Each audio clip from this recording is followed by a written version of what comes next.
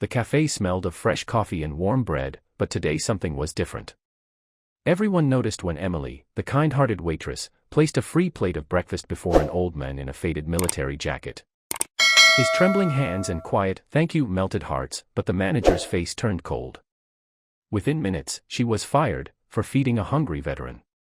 Shock spread among customers, phones came out, whispers filled the room. Emily stood frozen, apron in hand, as the old man tried to stand, guilt in his eyes.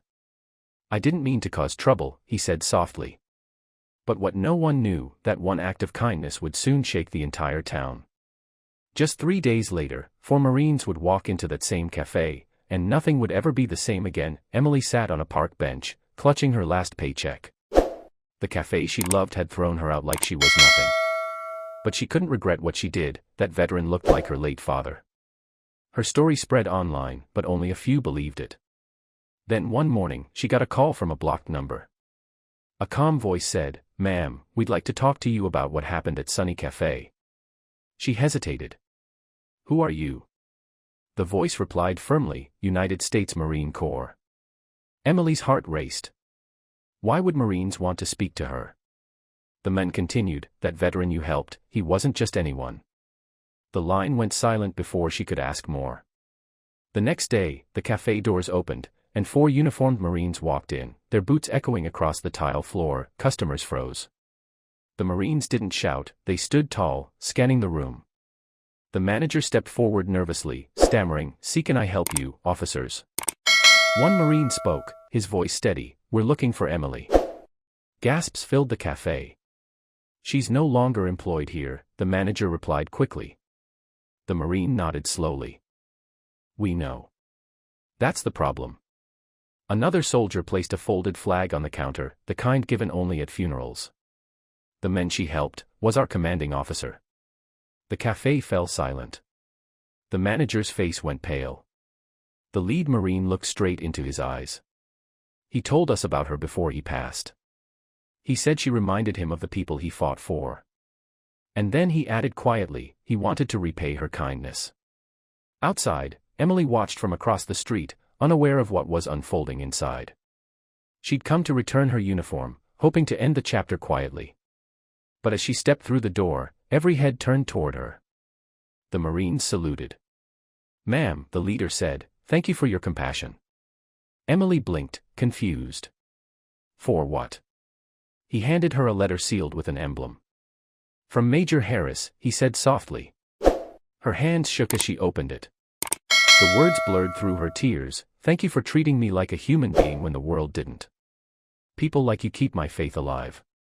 The cafe went silent again, not out of fear, but out of shame. Even the manager lowered her gaze. The Marines placed something on the counter, a framed photograph of Major Harris smiling in his uniform. "He passed away 2 days after meeting you," one of them explained. "You were the last person who showed him kindness." The manager whispered, I didn't know." The Marine looked at her, calm but firm. "You should have." Turning back to Emily, he said, "He asked us to honor you." Emily shook her head, tears streaming. "I didn't do anything special." "That's where you're wrong," the Marine replied. In his final note, he said, "One meal changed my view of humanity." The cafe manager tried to speak, but her voice broke. The customers began to clap, one by one, until the room filled with applause.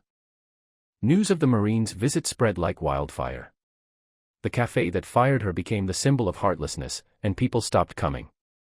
Meanwhile, Emily was offered a job at a veterans foundation, funded by donations in Major Harris's memory.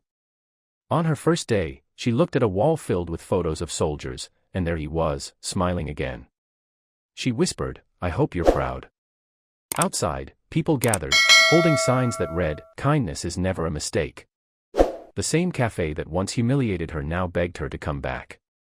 But Emily had found a new purpose, helping those who once served her country with the same kindness she showed that day. Months later, on Veterans Day, Emily stood on a small stage beside the 4 Marines. The mayor handed her a medal for community service, but she held it up and said, "This isn't mine, it belongs to everyone who chooses kindness, even when it costs them something." The crowd erupted in applause. The Marines saluted, the flag waved high, and for a moment, the world felt good again. As she walked off the stage, she saw a small boy tug his mother's sleeve and say, "Mom, when I grow up, I want to be kind like her." Emily smiled. That was the real reward, knowing one act of kindness could echo louder than hate, and that sometimes, heroes don't wear uniforms, they wear aprons.